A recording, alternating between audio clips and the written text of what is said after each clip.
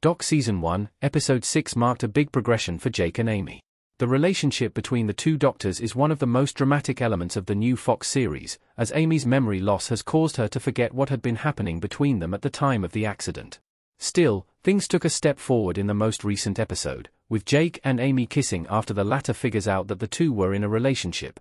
The situation is complicated, as Amy has also fallen once more for her ex-husband and is reprocessing the loss of her son Danny.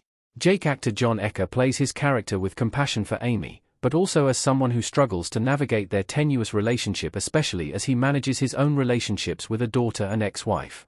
With a few episodes left in the season, there is still much that can happen between the pairing. Screen Rant's Rachel Forch spoke with Jon Ecker about Jake's journey on Doc and specifically in Episode 6. Ecker discussed the nuances of his relationship with Amy, especially as things develop between the two of them in the wake of her memory loss. Ecker also spoke about Jake's approach to working with patients and revealed what he would like to see from his character if there were to be a Doc Season 2. Jon Ecker: "That's a crazy thing to think about, the fact that you couldn't feel any pain.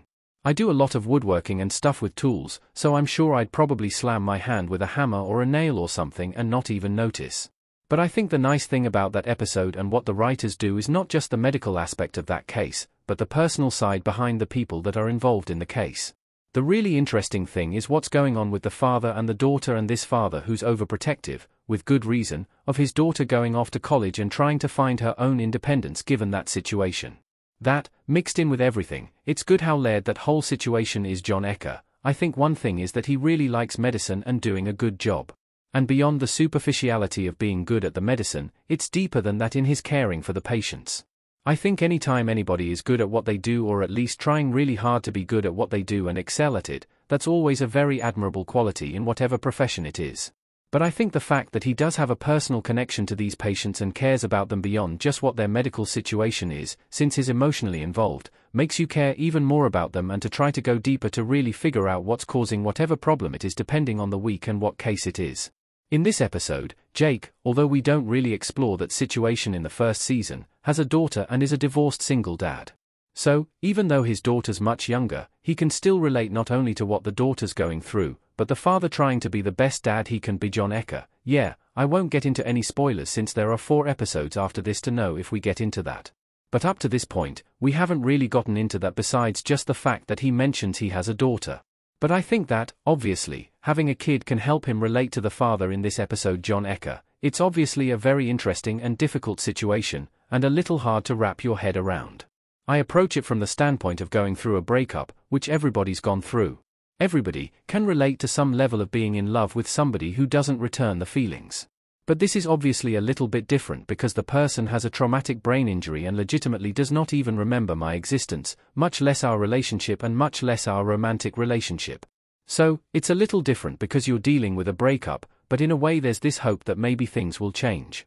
It's kind of good and bad because there's also no finality to it. It's not like this person left you and you're moving on. It's okay, well, this person is kind of in love with her ex-husband and doesn't remember me, but we did have a connection. Is our connection just this universal thing and we'll fall in love again? Or, tomorrow, will she show up to work and all of a sudden the brain injury has kind of fixed itself, she remembers me, and we go back to normal? Or do I need to move on with my life? And I can't really have this discussion with her because that's per the doctor's recommendations. From a psychology standpoint, you want her to slowly regain the memory and not remind her of it, so I'm just sitting on the sidelines with a little bit of hope, but I also don't know. It's this weird kind of purgatory situation up until this episode and the door gets opened back up. Granted, it's not necessarily the way that I would have hoped, in that she just wakes up one day and her memory's back and she remembers everything and she's in love with me and has moved on from her ex-husband. She just kind of comes to the realization that we were together. So I'll take it, but it is not exactly the ideal circumstance, because that history is not ingrained in her yet. Jon Ecker: "Yeah, I wasn't really surprised because from a dramatic standpoint, if she had just woken up one day and had her whole memory back, that's kind of like, well, there's the end of the show. She remembered everything, let's all go back to normal." So I think it made sense that if it was going to happen, that she would kind of start piecemealing her old life back together. We, as actors, when we're shooting this, are kind of in the same boat as the spectators watching it now, where we're getting the episodes, one by one.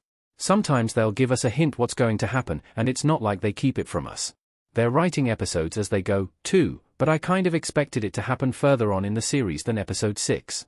But I expected it to be that she just kind of piecemealed it together and it just made sense in her head, because even though she doesn't remember me, we obviously have already started to build a caring connection and relationship in these weeks since her accident anyway.